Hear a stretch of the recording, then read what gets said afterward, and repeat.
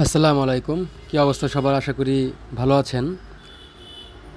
তো আজকে দেখলাম যে একটা ইম্পর্টেন্ট টপিক নিয়ে কথা বলা যাক। প্রতিদিন তো ঘোরাফেরা নিয়ে কথা বলি বা ডেইলি লাইফ ব্লগ নিয়ে। তো আমরা যারা বাইক রাইড করি বা কার রাইড করি, বিআরটি এর যে সমস্যাটা বা এই সময়ের বিআরটি এর যে নিউজটা, এটা দেখলাম সবার সাথে একটু শেয়ার করা ভালো।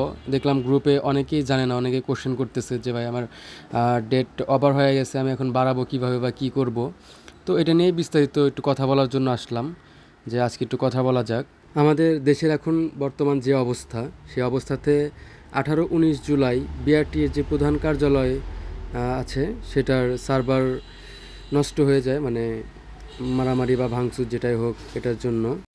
এখন এর মধ্যে ধরেন আপনার বাইকের অ্যাকনোলেজমেন্ট স্লিপ যেটা, ওটার ধরেন মেয়াদ শেষ হয়ে গেছে, তাহলে উপায় কি?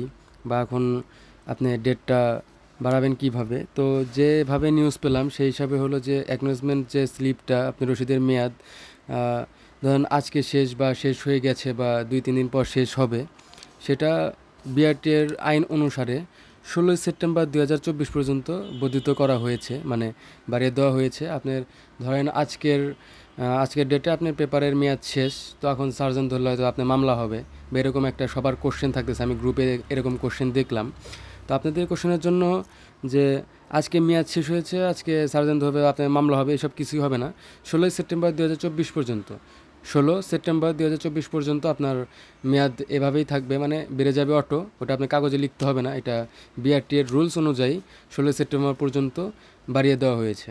আর এটা যে শুধু বাইকের পেপারস তা না, এটা আপনার ড্রাইভিং লাইসেন্স হোক বা আপনার মোটরযানের কাগজ হোক, যেটাই হোক, সেটা নিয়ে হলো আপনার এই ডেটটা বাড়ানো হয়েছে। আর শুধু বাইকের জন্য না, সকল গাড়ির জন্য। তারপরেও আমি একটা পেপারিংয়ের ছবি দিব, যে পেপারে এই নোটিশটা আসছে বা আমি যেখান থেকে দেখলাম, পড়লাম, সেই পেপারিংটা আমি ভিডিও শেষে অ্যাড করে দিব। আপনারা দেখে নেবেন, ভালোভাবে বুঝে নেবেন। এই তো আজকের ভিডিও এই পর্যন্তই শেষ করে দিব। একটা ইনফরমেশন জানাতে আসছিলাম সকল বাইকারদের উদ্দেশ্য, যেহেতু আমি একজন বাইক রাইডার, সেই হিসাবে সবাইকে জানানোর জন্য এসেছিলাম। ওকে, ভালো থাকবেন সবাই। আল্লাহ হাফেজ।